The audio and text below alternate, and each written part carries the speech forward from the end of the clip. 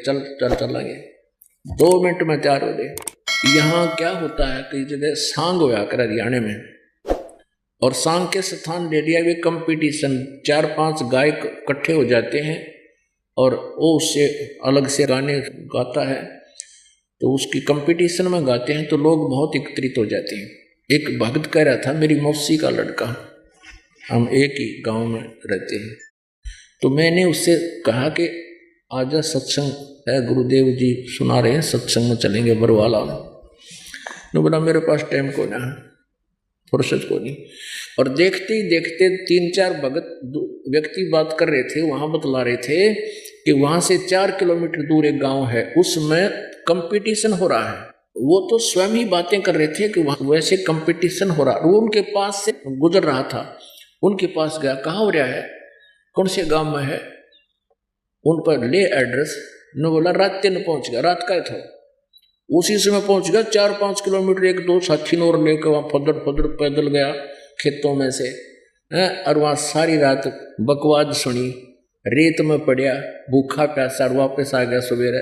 तो इस मन की ऐसी वृत्ति है, अच्छे काम का कितने तो सुनाई नहीं करता, और जो बेमतलब की बात ने तुरंत ग्रहण कर ले। अब आप जी को कोई हम कहते हैं कि ये कार्य नहीं करना, श्राद्ध नहीं निकालने, मंदिर मस्जिद गुरुद्वारों में तीर्थों पर नहीं जाना, क्योंकि परमात्मा की तरफ से निषेध है, वहाँ वो वस्तु नहीं है जिसकी हमें जरूरत है, तो इस बात को नहीं स्वीकार करता। और कोई साधना कर रहा है, एक सोमवार का व्रत रखता है कोई, और उसको कह दे कि अगर शुक्रवार का व्रत रखे तो और ज्यादा पुण्य है, वो शुक्रवार का प्रारंभ कर देता है। यदि कोई जाता है बाबा श्याम जी के, बालाजी जाता है, उसको कह दे कि श्याम जी के वहां जाने से बहुत लाभ है, वहां भी पहुंच जाएगा। और कोई क्रिया कह दे कि इस मंत्र के जाप से बहुत लाभ होता है, वो भी शुरू कर देता है। और परमात्मा के इस यथार्थ ज्ञान की तरफ जिसको कहते हैं कि ये साधना छोड़ दो, ये साधना करो, को नहीं सुनता, ये मन है कत्ती नहीं मानता। अब उसके विषय में क्या बता रहे हैं, मैं तो दे दी है बालम बैरेनु, मत दे दी है बालम बैरेनु।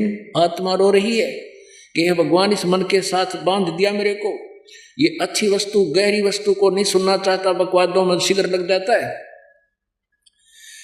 मैं तो दे दी है बालम बैरेनु, मैं तो दे दी है बालम बैरेनु, मैं तो दे दी है बालम बैरेनु, मैं तो दे दी है बालम बैरेनु। संसारी दी गल्ला चिन्ह नहीं बूझे शब्द जो गहरेनु, संसारी दी गल्ला चिन्ह नहीं बूझे शब्द जो गहरेनु। ये मुर्दों से थी प्रीत लगावे न जाने सतगुरु मेरे नु, मुर्दों से थी प्रीत लगावे न जाने सतगुरु मेरे नु। मत दे दी है बालम बैरे नु, मत दे दी है बालम बैरे नु। श्वेत छतर सिर मुकुट विराज, देखत ना उस चेहरे नु। श्वेत छतर सिर मुकुट विराज, देखत ना उस चेहरे नु। ऊंची थलियां खेती बोवे ये भूल रहे नज डरे नु। ऊंची थलियां खेती बोवे ये भूल रहे निज डरे नु। मैं तो दे दी है बालम बैरे नु, मत दे दी है बालम बैरे। ये संसार समझदा नहीं कहंदा शाम दोपहरे नु। ये संसार समझदा नहीं कहंदा शाम दोपहरे नु। गरीब दास ये वक्त जाते है रोवोगे इस पैरे नु।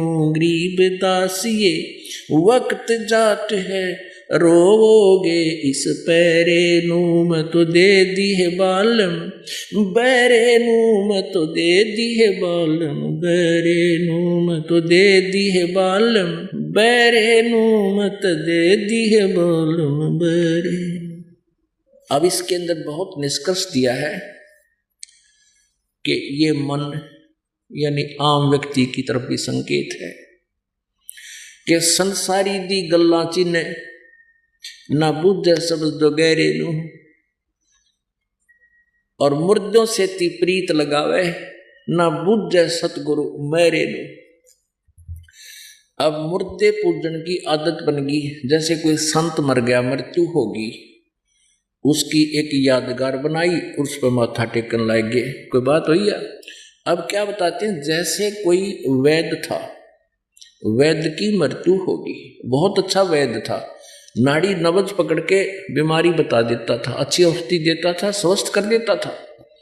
अब वैद्य की होगी मृत्यु, अब उसकी किसी ने यादगार बना दी हो, उसकी मूर्ति भी रख दे उसमें। अब वहां कोई व्यक्ति जावेगा, क्या वो मिट्टी का वैद्य उसको कोई दवाई बता देगा? नहीं।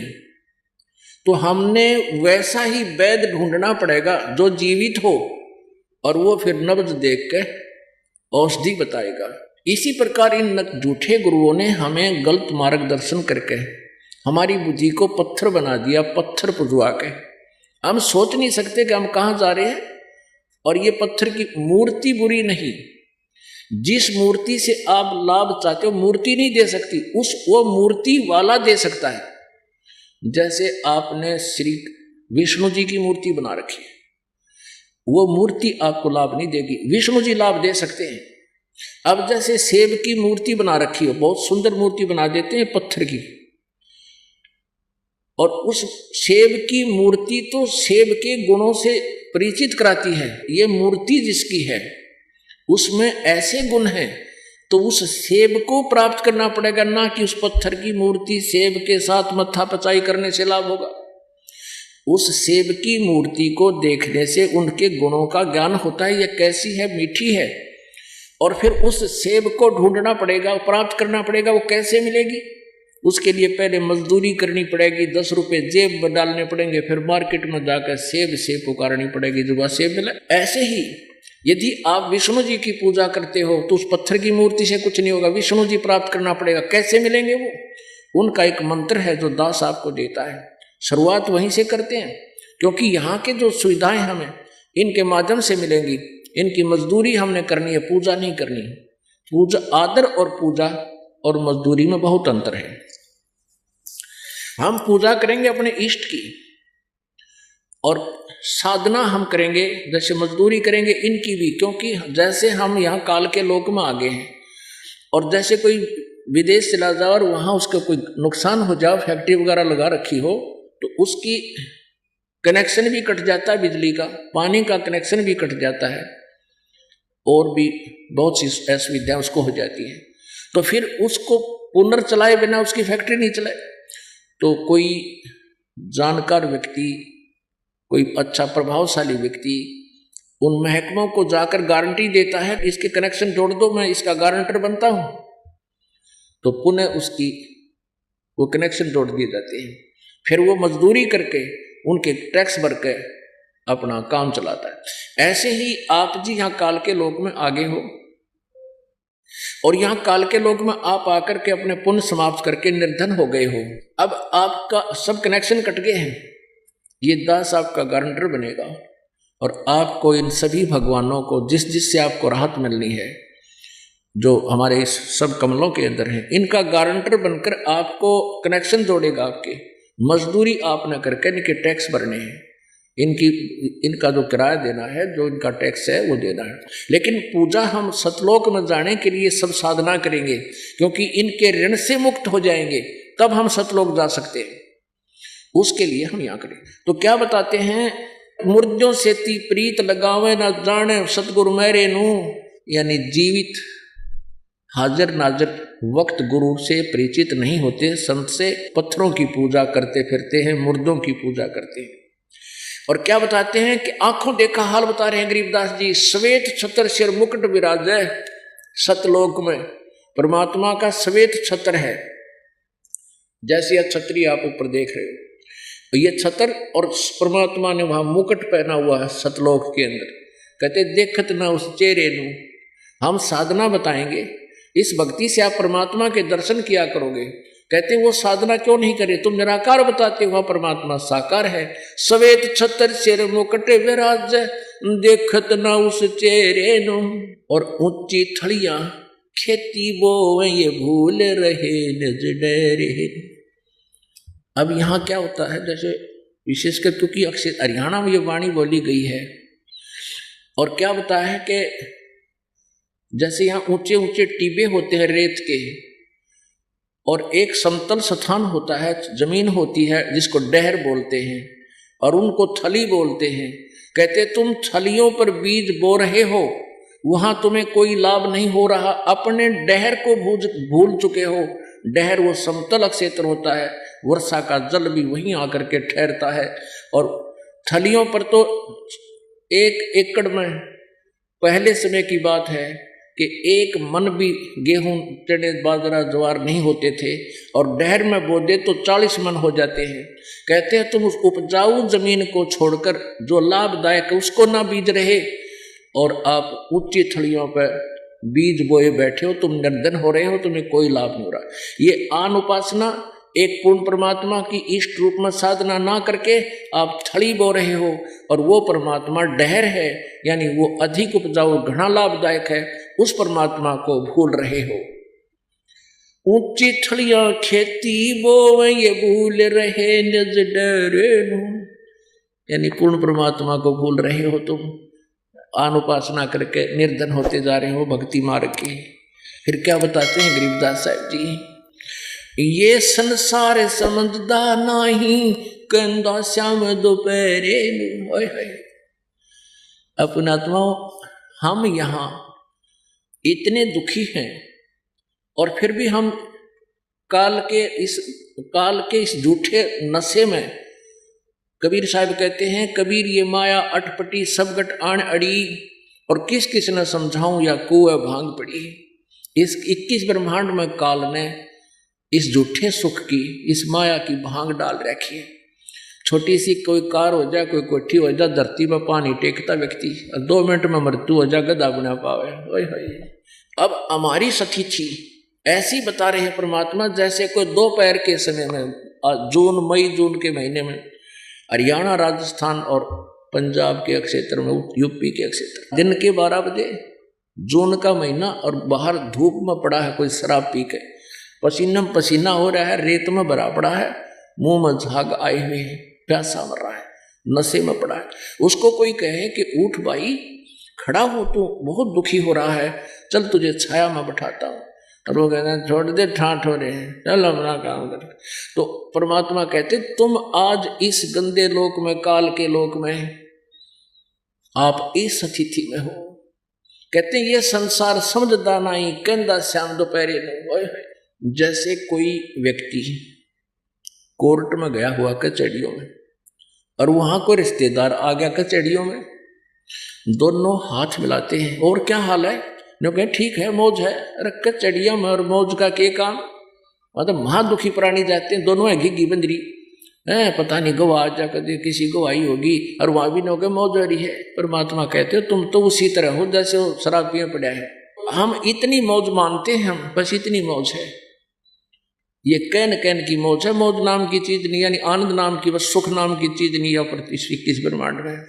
कहते हैं ये संसार समझदा नहीं, कहंदा श्याम दोपहरे। ईसन सुख मान रहे, झूठे सुख को सुख है ये मान रहा मनमोद, ये सकल चबीना काल का कुछ मुख में कुछ गोद। अब सतलोक के सुख से परिचित होकर गरीबदास साहिब जी क्या बता रहे हैं, ये संसार समझदा नहीं, कहंदा श्याम दोपहरे नू। गरीबदास ये वक्त जाते रोग इस पैरे। कहते इस समय ने याद कर रोया करोगे, ये मनुष्य शरीर फिर नहीं मिलेगा, एक बार हाथ से छूट गया 84 लाख योनियों में इतना कष्ट उठाओगे, बहुत बुरा हाल हो जाएगा। ये संसार समझदा नहीं, कहंदा श्याम दोपहरे नू। शिकर दोपहर है, दोपहर की धूप जल रही है, अन्यों को इसमें भी ठंड सी है, शराब भी कह सकता है ऐसी बातें। तो हम यहाँ ऐसी स्थिति में, और गरीबदास जी कहते हैं एक बार यू हाथ से शरीर छूट गया ना, फिर रोया करोगे ऊपर न मुँह करके, ये वक्त जात है रोग इस पैरे नू। इसलिए सतभक्ति करो और परमात्मा के चरणों में चलो, सतलोक पहुंचो। बोलो सतगुरुदेव।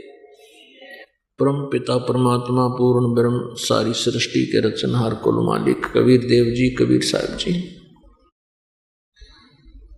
ये हम सभी आत्माओं के जनक हैं, हमारे पिता हैं, यही हमारे सच्चे हितैषी हैं। उस परमेश्वर ने स्वयं आकर के हमें ये ज्ञान दिया है कि तुम काल के जाल में फंसे हुए हो। इस काल ने 21 ब्रह्मांड के प्रभु स्वामी ने आप जी को यह पूर्ण रूप से अज्ञानी बनाकर रखा हुआ है। आप जी को विवश करके यहाँ तीनों गुणों के माध्यम से रजगुण ब्रह्मा, सतगुण विष्णु, तमगुण शिव जी के द्वारा आप जी को यहाँ रोका हुआ है। आप यहाँ के वासी नहीं हो, यहाँ आप कितना कष्ट उठा रहे हो। पुण्यात्माओं, हमारे सामने कोई विकल्प दिखाई नहीं दिया इस तत्व ज्ञान के अभाव से, जिस कारण से हम इसी प्रोसीजर में संतान हुई, फिर उनकी परवरिश कर दें, उसके बाद उन परमात्मा उनको कोई रोजगार दे दे, उनका विवाह हो जावे, फिर उनके कोई संतान हो, और फिर हमारी वैश्विक मृत्यु हो जाए, क्योंकि हम अपने इस जीवन को इतना ही मानते थे कि हमारा यहाँ तक सेवा, यहाँ तक ड्यूटी है, ये हमारी पूरी होगी। परमेश्वर ने आके याद दिला कि ये जो तुम सोच रहे हो या जो चाह रहे हो, ये प्रत्येक प्राणी की सोच और इच्छा होती है। और किस किस की सफल होती है? परमात्मा ने हमें याद दिलाया कि ये मनुष्य जीवन आप जी को केवल परमात्मा प्राप्ति और शुभ कर्म करने के लिए प्राप्त हुआ है। इसको ना करके आप जो क्रियाएं कर रहे हैं वो अन्य प्राणी, पशु, पक्षी भी कर रहे हैं। आपसे अधिक ममता, आपसे अधिक लगाव, उनकी परवरिश करने में आपसे भी अधिक स्नेह से वो परवरिश करते हैं अपने बच्चों की। जैसे चिड़िया है, कब्र है, कबूतर है, अपने बच्चों को जो आहार कराते हैं, पहले वो बाहर जाते हैं, वहाँ से अपने चोंच में, अपने मुख में उनके लिए आहार लेकर आते हैं, अपने मुंह से निकाल कर अपने बच्चों को खिलाते हैं। तो आपसे भी अधिक स्नेह से वो अपने बच्चों की परवरिश करते हैं, और उनकी भी यही इच्छा होती है मेरे बच्चे सुरक्षित रहें, और यही आपके अंदर इच्छाएं हैं। तो हमारे अंदर और उन पक्षियों के अंदर, पशुओं के अंदर कौन सा अंतर रहा? कोई नहीं। अब मनुष्य शरीर कितना अच्छा दिया है परमात्मा ने, अपना ही स्वरूप दिया है ये आपको। इसमें आप बोल सकते हो, आप इसमें कोई आपके ऊपर शारीरिक कष्ट, प्राकृतिक आपदाएं आती हैं, उससे बचाव कर सकते हो। जैसे ओले गिरते हैं, वर्षा आती है, धूप अधिक होती है, आंधी तूफान आता है, उससे बचने के लिए आप व्यवस्था कर सकते हो। कोई झोंपड़ी डाल सकते हो, मकान बना रहे हो। फिर कोई शारीरिक आपत्ति आती है, कोई कष्ट, बीमारी, रोग होता है, उसके लिए जड़ी बूटियां प्रभु ने दे रखी है, आपको ज्ञान दिया है, उनसे आप तुरंत राहत भी प्राप्त कर सकते हो। आपको भूख लगती है, तुरंत उसका समाधान भी आप समय पर कर रहे हो। ये सब सुविधाएं आप जी को परमात्मा ने किस लिए दी? इसलिए नहीं दी कि आप बस इसी में मस्त रहो, कोठियां बनाने पर लगे रहो, आहार सुंदर करो और अपना सारा जीवन बर्बाद करके चले जाओ, फिर ये सुविधा आपको नहीं मिलेगी। परमेश्वर कबीर देव जी ने आकर बताया है, मानुष जन्म पाए कर जो नहीं रटे हरि नाम, जैसे कुआ जल बिना फिर बनवाया क्या काम। कबीर जिव्या तो वाए भली जो रटे हरि नाम, नहीं तो काट के फेंक दियो ये मुख में भलो ना चाम। पुण्यात्मा, इस जिह्वा को परमात्मा जो हमारे लिए कितनी इंपॉर्टेंट है, इस जिह्वा का अगर यूज आपने करना है, इसका प्रयोग करना है प्रभु के गुणगान करने में, उसकी चर्चा करने में, उसके मंत्र जाप करने में, तो ये जिह्वा का प्रयोग सफल हुआ। अन्यथा परमात्मा कहते हैं ये नहीं करते हो तो इससे अच्छा तो इसको काट कर फेंक दो, ये चाम मुख में ठीक नहीं। पुण्यात्मा, आज हम मनुष्य हैं, हम परमात्मा की भक्ति साधना शुभ संस्कार बना सकते हैं, कर सकते हैं। और यदि हम मनुष्य जीवन पाकर के केवल सारा जीवन बकवादों में खो देते हैं, इधर उधर के राजनीतिक गप्पे मारते रहते हैं, या किसी की निंदा बुराई या अपने कारोबार के लिए ही इस जिह्वा का हम प्रयोग कर रहे हैं, तो हम इसको दुरुपयोग कर रहे हैं। हमने इसका अधिकतर प्रयोग परमात्मा के गुणगान करने में करना था, और प्रभु के हम गुणगान अधिक करेंगे, इसकी भक्ति ज़्यादा करेंगे, तो हमारे जो संसारिक कार्य भी बहुत आसानी से सफल होंगे, सिद्ध होंगे। तो यहाँ परमात्मा हमें याद दिलाते हैं कि जिह्वा तो वाही भली, जिह्वा तो वो ही भली जो रटे हरिनाम, नहीं तो काट कर फेंक दियो ये मुख में भलो नहीं चाम।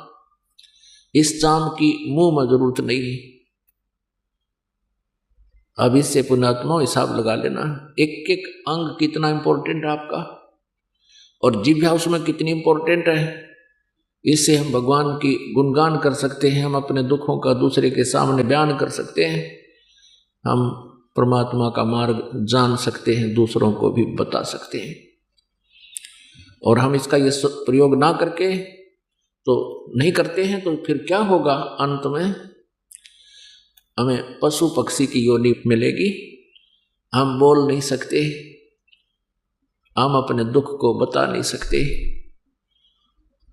परमात्मा याद दिलाते हैं कि नर से तीतू पशुआ की जय गद्धा बैल बनाई, ये 56 भोग कहाँ मन बोरे, कहीं कुरडी चरने जाई। होय होय। पुण्यात्मा, परमात्मा के एक एक संदेश को अपने कलेजे में रख लो। ये किसी डोम बाट के गीत नहीं है, ये परमेश्वर ने स्वयं आकर अपनी वो सच्चिदानंद घन ब्रह्म की वाणी बोली है, कबीर वाणी बोली है। आप जी को जगाने के लिए, आप जी को यहाँ काल के जाल से निकालने के लिए, क्योंकि हमारे ऊपर काल ने, इस 21 ब्रह्मांड के स्वामी ने, इस ब्रह्म ने हमारे अंदर, हमारी आत्मा पर 3 इंजेक्शन लगवा दिए। जब ये बच्चा माँ के गर्भ से बाहर आता है, ये 3 इंजेक्शन तुरंत लगा दिए जाते हैं। रजगुण ब्रह्मा जी के द्वारा, सतगुण विष्णु जी के द्वारा, और तमगुण शिव जी के द्वारा। माँ के गर्भ में इस आत्मा को अपना पूर्ण ज्ञान होता है, मैं कौन था, मैंने पिछले जन्मों में क्या क्या जुल्म किए, भक्ति ना करने से आज मैं कितना कष्ट उठा रहा हूँ। तो ये रो रो कर कहता है परमात्मा, अब के मुझे इस नरक से बाहर निकाल दे, आपको बहुत याद करूँगा, आपकी भूल नहीं करूँगा, रोजी रोटी के लिए अपना काम भी करूँगा मालिक, तेरी भूल नहीं करूँगा, आपके गुणगान करूँगा। काल को ये चिंता बनी हुई है कि यदि इसको परमात्मा याद रह गया और पिछले संस्कार इसको याद रहे तो ये भाग जाएगा तेरे जाल से।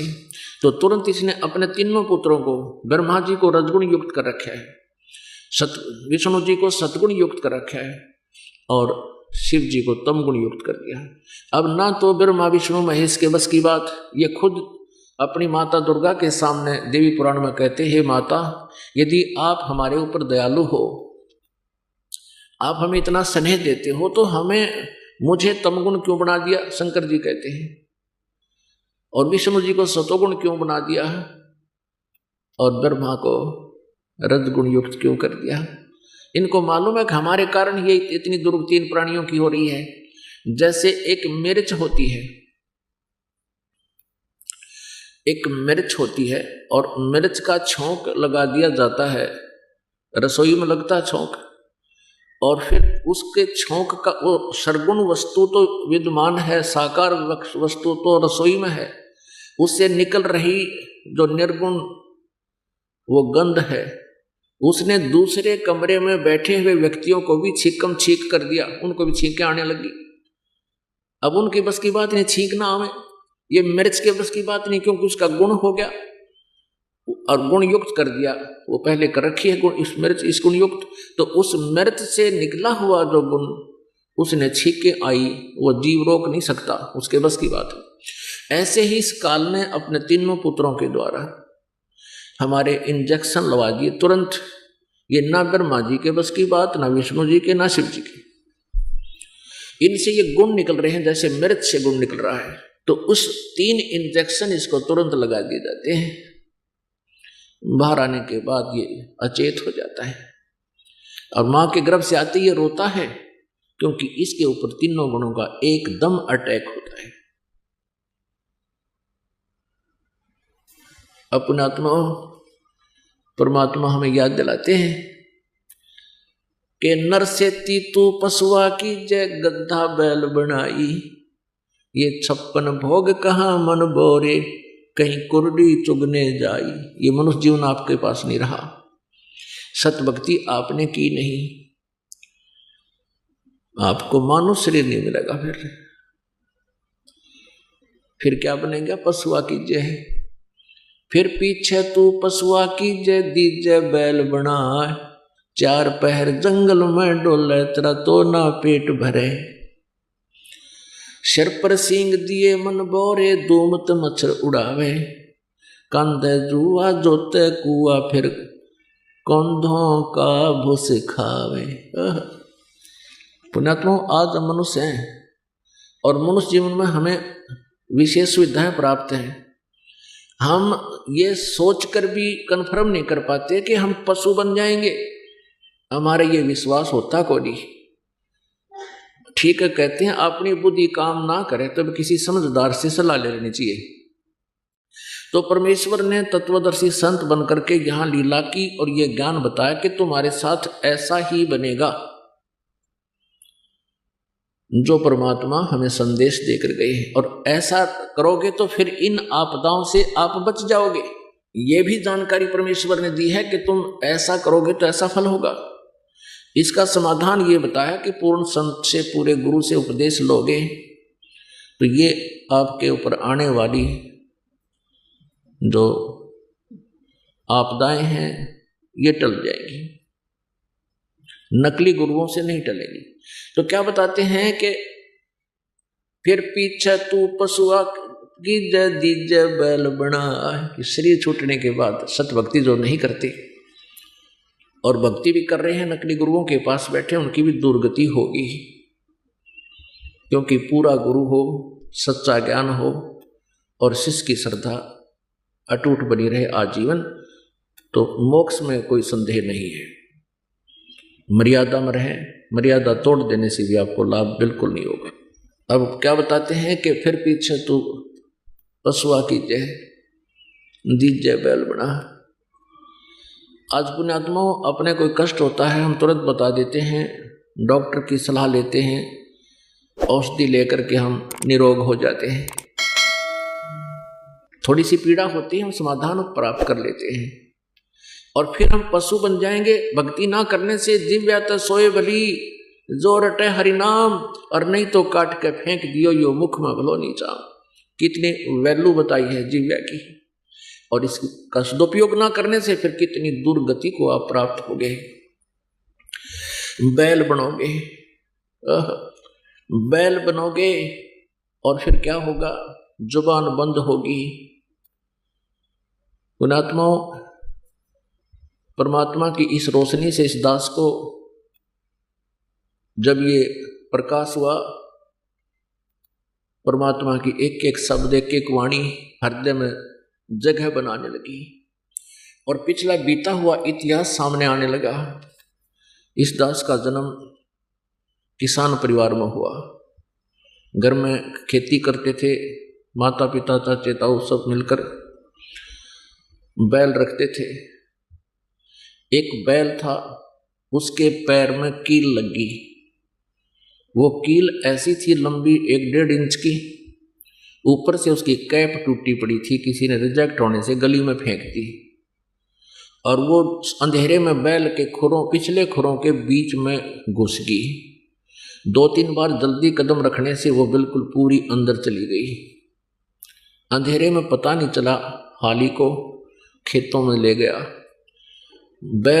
पैर से बैल लंग कर रहा है, लेकिन हाली ने इस दृष्टिकोण से उसको रेस्ट नहीं दिया, क्योंकि वो वैद्य जो देसी वैद्य होते थे वो ये कहते थे कि बैल के नस पे नस चढ़ जाने से कई बार पैर में लंग हो जाती है, तो उस बैल को रेस्ट नहीं देना चाहिए, उसको चलते ही रखना चाहिए। गति करते रहने से वो अपने आप उतर जाती है, सेट हो जाती है। इस दृष्टिकोण से हाली ने उस बैल को सारा दिन प्रयोग किया, रोका नहीं। शाम तक उसका पैर सूज गया, सोजस आ गई और 3 पैरों से वापस आ रहा है। सुबह उठा नहीं, उस बैल को फिर छोड़ दिया गया और दूसरे बैल की व्यवस्था करके हाली खेत में चला गया। फिर किसी को बुलाया, जो वैद्य था, डॉक्टर था इनका पशुओं का, क्योंकि पैर सूज गया ऊपर घुटने तक। उसने बताया कि इसके घुटने में बा आ गया, तो घुटने के ऊपर गर्म पट्टी जो भी व्यवस्था उसने औषधि बनानी शुरू की, लगानी शुरू की, और घुटने पर शुरू कर दी। कील लगी है खुर में, पैर में, पंजे में, और गोड्डे पर ट्रीटमेंट हो रहा है। अब वो बता नहीं पा रहा कि मेरा दर्द कहाँ है, और पहले वो अपलातून पाक रहा होगा, जब मनुष्य जीवन में था उसका यकीन नहीं हुआ होगा कि ये भी दुरुक्ति हो जाएगी भगवान की भक्ति ना करने से। 1 महीने के बाद वो कील पक के, जहाँ कील लगी थी उस स्थान से पक के उसमें मवाद निकलने लगा, और उससे पहले खुरखार सारे चेक कर लिए थे, क्योंकि वो अंदर घुस की, ऊपर कोई नामो निशान नहीं था उसका। वो मवाद निकलने लगा, तब पता लगा रहा तेरा गजब हो, इसके तो यहाँ पैर के खुरों में गड़बड़ थी सारी। 1 महीने पड़ा रहा, जल भी आहार भी नहीं कर सका था, आंखों से पानी गिरा था, सूख गया। फिर वो कील निकलवाई, फिर वो स्वस्थ हुआ। तो परमात्मा हमें याद दिलाते हैं, हम गफलत घनी कर जाते हैं मनुष्य जीवन पा के, हम सोचते भी नहीं हमारे साथ ऐसा होगा। पुण्यात्माओं, सुखदेव ने 84 भुगती बना पजावे खरवो, तेरी क्या बुनियाद प्राणी तू पेंडा पंथ पकड़वो। कहते सुखदेव जैसे ऋषि ने भी 84 लाख योनियों का कष्ट उठाया, और तेरी क्या बुनियाद प्राणी तू पेंडा पंथ पकड़वो। पेंडा यानी वो मार्ग, वो पथ, वो रास्ता, वो सत साधना ग्रहण कर जिससे तेरी ये दुर्गति छूट जावे। वो मार्ग ग्रहण कर जिससे तेरी ये दुर्गति बचे, पशु पक्षी की योनियों में ना तू जा सके। सत भक्ति कर। और क्या बताते हैं सुखदेव ने 84 भुगती और बना पजावे खरगो। सुखदेव जैसे महर्षि भी 84 लाख योनियों में भटकते रहे। सुखदेव ऋषि ने अपने आप बताया एक बार कि मैं गधा बन गया, 84 लाख योनियों भोग रहा था, अंधा हो गया। अंधा होने से मालिक ने मुझे त्याग दिया, लठ मारे घर से निकाल दिया। चलता चलता मैं जंगल की तरफ पगडंडी की अटकल सी लगाता हुआ चल पड़ा। आगे एक नाला था, उस नाले में गिरने लगा। मैंने छलांग लगानी चाहिए, मैं बीच फंस गया उसमें। मुंह आगे टेक गया, पीठ पछला हिस्सा पाछे फिट हो गया। ऐसा बन गया जैसे पाइप पुड़ी बन जाया करे। जंगल में दूर स्थान होने के कारण इक्का दुक्का व्यक्ति उस रास्ते से जावा था। किसी ने मुझे निकाला नहीं, मेरे कमर पर पैर रखे पार होने लगे, मेरी पुली बना ली। 15-20 दिन में भुगत कर भूखा प्यासा वहां प्राण छूटे। अब क्या बताते हैं कबीर परमेश्वर जी के सुखदेव ने 84 भुगती बना पजावे खरवो, खर माने गदा, और तेरी क्या बुनियाद प्राणी तू पेंडा पंथ पकड़वो। अपने आत्माओं कहते हैं अगर यदि इंसान का खुद ना यकीन होए तो पिछले इतिहास दोहरा लेने चाहिए, ताकि आपको ये विश्वास हो जाए कि सचमुच ऐसा कहर हमारे ऊपर बहुत बार टूट चुका है। इसके लिए आप जी को एक एग्जाम्पल दिखाते हैं, एक सैंपल दिखाते हैं। महावीर जैन नाम के एक महापुरुष हुए हैं, और उसके जीव की कितनी दुर्गति हुई उन्हीं की पुस्तक में विद्यमान है। और वो सत्य है। अभी आपको दिखाते हैं। पुण्यात्मा परमात्मा की भक्ति प्रत्येक आत्मा करने की चेष्टा कर रही है, लेकिन सत भक्ति ना मिलने से, पूरा संत ना मिलने से वो भक्ति करके भी अपना जीवन नष्ट कर जाते हैं। आपको दिखाते हैं जैन धर्म का इतिहास। पुण्यात्मा इस प्रकार तुलनात्मक तरीके से हम देखेंगे, इसको आलोचना ना जाने, एक बहुत ही जो ना परोपकारी प्रयत्न समझे इस दास का। आलोचना वो होती है जो झूठी निंदा करे, किसी के बारे में बुराई करके उससे दूर करने की चेष्टा करे अपने स्वार्थ सिद्धि के लिए, नहीं परमार्थ के लिए। जो इन महापुरुषों की जीवनी में लिखा है दास केवल पढ़कर सुना रहा है और आपके रूबरू भी कर रहा है। कोई नो सोचा भी, क्योंकि पहले हम भ्रमित बहुत कर रखे हैं इन्होंने। सदग्रंथ कुछ बताते थे, ये उनकी सच्चाई ना बताकर हमारे को गलत ज्ञान सुनाते रहे। हमने सोचा ये विद्वान पुरुष हैं, सच बोल रहे होंगे। इसलिए दास चाहता है कि दूध का जला हुआ छाछ को भी फूंक मारता है। इसलिए सदग्रंथों को भी आपके रूबरू दास साथ साथ करा रहा है। और आधुनिक जो टेक्निक है, जो परमात्मा ने आधुनिक तकनीक हमें दी है, प्रोजेक्टर की भी, ये इसीलिए दिए हैं दाता ने, ना पहले कौन इनके समझ में आई।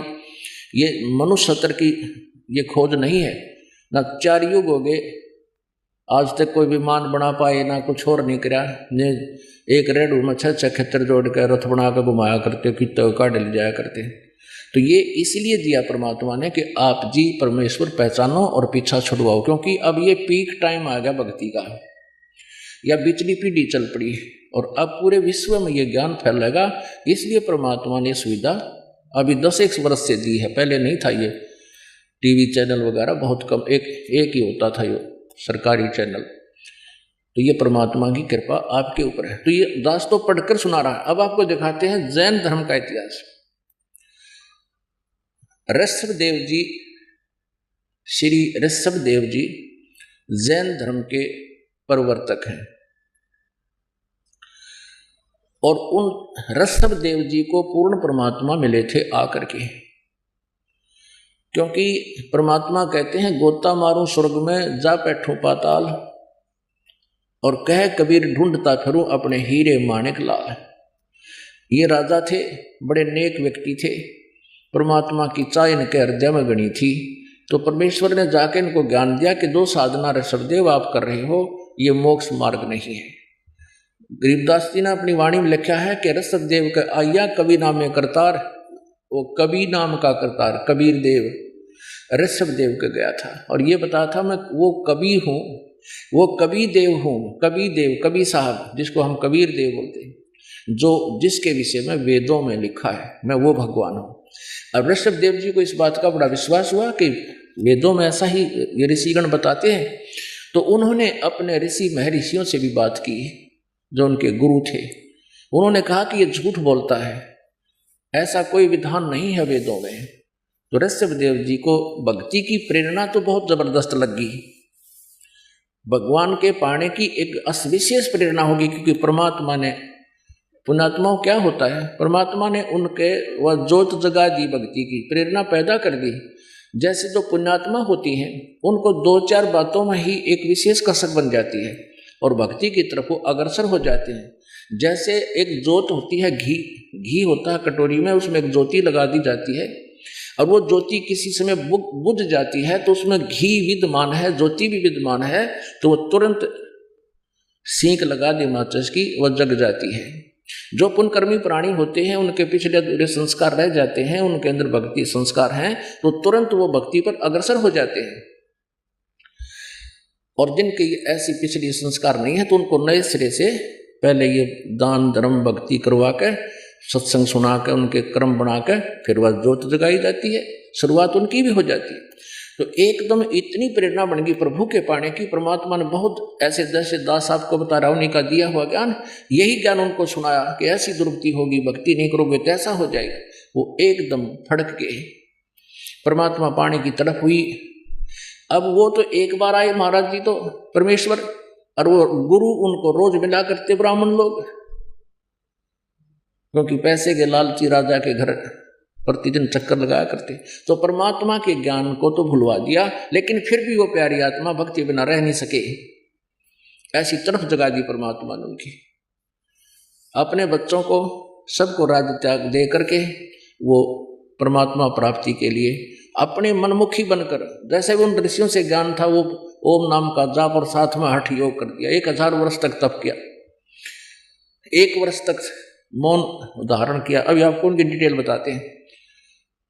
तो कहने का भाव यह है कि उस समय ऋषभ देव जी के जहां से इन्होंने ये स्टार्ट किया भक्ति, उस समय केवल एक ओम नाम होता था, दूसरे साधना का इन ऋषियों को भी पता नहीं। तो ओम नाम का जाप और साथ में हठ योग, जो इस काल ने ब्रह्मा जी को आकाशवाणी से कहा था जब ये कमल के फूल पर बैठा था, तप करो तप करो। ब्रह्मा जी ने 1000 वर्ष तक तप किया। तो वो काल ब्रह्मा ने जी ने सोचा कि ये भगवान का आदेश है, लेकिन ये वेदों में प्रमाण नहीं है।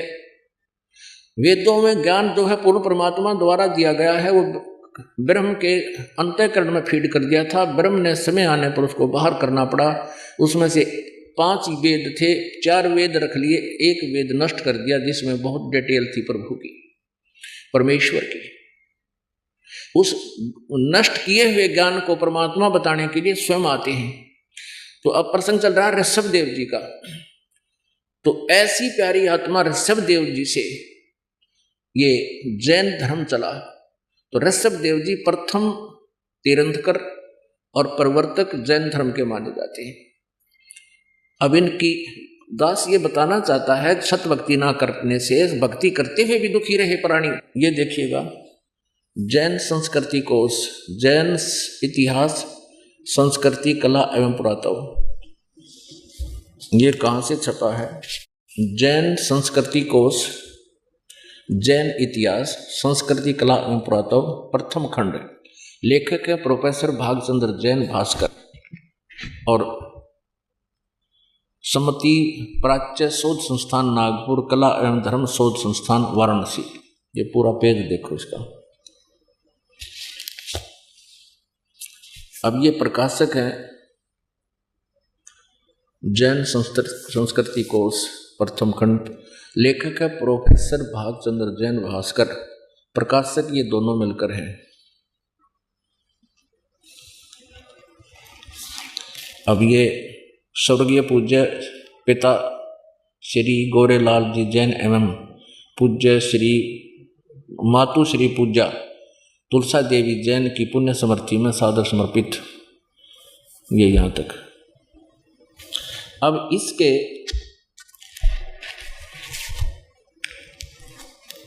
ये देखिएगा 175 पृष्ठ पे, ऋषभ देव के पौत्र मारीची, भरत के पुत्र, जो पुराण में वैदिक धर्म के प्रवर्तक माना गया है। ये जो मारीची है, इससे वैदिक धर्म चला था।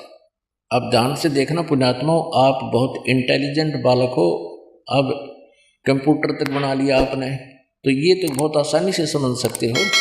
ऋषभ देव के पौत्र यानी पोते मारीची, जो भरत के पुत्र थे, और जिसको मारीची को पुराण में वैदिक धर्म का प्रवर्तक माना गया है।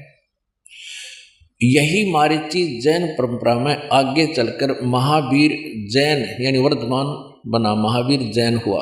यही आत्मा मारीची वाली जो ऋषभ देव के पौत्र थे, पोते। अब आगे देखते हैं जैन धर्म का। ये देखो 176 पृष्ठ पे, जैन धर्म का विकास इतिहास। तीर्थंकर ऋषभ देव की जीवन घटनाएं। तीर्थंकर ऋषभ देव अंतिम कुलकर नाभिराज के पुत्र थे। उनकी माता मरु देवी थी। वे इक्ष्वाकु वंशी नाभिराज अयोध्या के एक लोकप्रिय राजा थे। तरुण होने पर नाभिराज ने ऋषभ देव का विवाह सुनंदा और सुमंगला से कर दिया। 2 पत्नियों से विवाह कर दिया।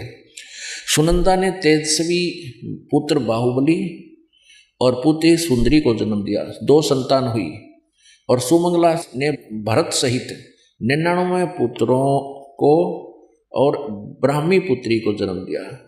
यानी ऋषभदेव का 100 पुत्र 2 बेटियां थी। समय आने पर ऋषभदेव ने भरत को अयोध्या का, बाहुबली को तक्षशिला का और शेष युवराजों को उनकी योग्यता अनुसार राज्य सौंपकर संसार त्याग दिया। और यानी मरे नहीं, अपना घर त्याग दिया। दीक्षा लेकर, यानी किसी ऋषि से दीक्षा लेकर साधना में लीन हो गए, गुरु बनाकर। साधना काल में पाणिपात्री ऋषभदेव 1 वर्ष तक निराहार रहे, कुछ नहीं खाया 1 वर्ष तक। बाद में बाहुबली के पौत्र श्रेयांश कुमार ने इक्षु रस देकर उनकी इस निराहार वृत्ति को तोड़ा। लगातार 1000 वर्ष तक तपस्या करने वाले मुनि ऋषभदेव, फिर 1000 वर्ष तक तपस्या की मुनि ऋषभदेव ने अंत में केवल्य ज्ञान प्राप्त किया। केवल 4 मुक्तियां होती हैं, उसमें से केवल्य ज्ञान इनको प्राप्त हुआ। धर्म देशना प्रारंभ की, नाम देना शुरू कर दिया। प्रथम धर्म देशना यानी प्रथम उपदेश किसको दिया? भरत के पुत्र मारीची को दिया। यानी अपने पौत्र मारीची को दिया। और यही मारीची आगे चलकर महावीर जैन बना, जो बाद में 24 में तीर्थकर महावीर बने। प्रथम धर्म देशना, ऋषभदेव ने 1000 वर्ष तपस्या करने के बाद नाम देना शुरू किया और प्रथम नाम उपदेश अपने पोते को दिया, भरत के पुत्र मारीची को। और यही मारीची आगे चल के 24 में तीर्थकर महावीर बने, महावीर जैन जिसको कहते हैं। पुण्यात्मा, आपका सौभाग्य है कि सदग्रंथों का रहस्य आपके रूबरू हो रहा है। अभी तक न तो जैन धर्म के व्यक्ति अपनी पुस्तकों में क्या रहस्य लिखा उसको समझ पा रहे, न ही हिंदू धर्म के पुण्यात्मा अपने सदग्रंथों से परिचित, क्योंकि ये नकली गुरुओं को ज्ञान नहीं था। ये आज तक ये नहीं बता सके ब्रह्मा विष्णु महेश के माता पिता कौन है। इनके इतिहास में लिखा, इनकी सतीथि अजरो अमर बताते हैं, ये नासवान है। तो ऐसे हमें भ्रमित कर रखा है, इन्होंने हमारे ऊपर कैर ढा रखा है। नकली गुरुओं ने हमारे जीवनों को नष्ट कर दिया। परमात्मा आते हैं, उनके साथ ही बदव्यवहार करके उसके ज्ञान को दबा देते थे। लेकिन परमात्मा ने यह समय फिक्स कर दिया था कि कलयुग में सबको शिक्षित करूंगा, उसके बाद अपने बच्चों को अपनी पहचान बताऊंगा, ये आसानी से समझ जाएंगे। तो आज बालक से लेकर बूढ़े तक इस ज्ञान को अच्छी तरह समझ रहा है। अब दिखाते हैं कि महावीर जैन की फिर क्या दुर्गति हुई। अब ये तो क्लियर हो गया कि मारीची ने उपदेश लिया ऋषभदेव से, जो प्रथम तीर्थंकर था, और वही आत्मा बीच में कितना कष्ट उठाया। आगे वो के बनी महावीर जैन वाला जीव। अब देखिए इन्हीं की पुस्तक में, ये पुस्तक है आओ जैन धर्म को जाने, धर्म मंच प्रश्नोत्तर माला, प्रवीण चंद्र जैन M.A. शास्त्री, ये इसके लेखक हैं। आओ जैन धर्म को जाने, लेखक है प्रवीण चंद्र जैन M.A. शास्त्री, जम्बूद्वीप हस्तिनापुर।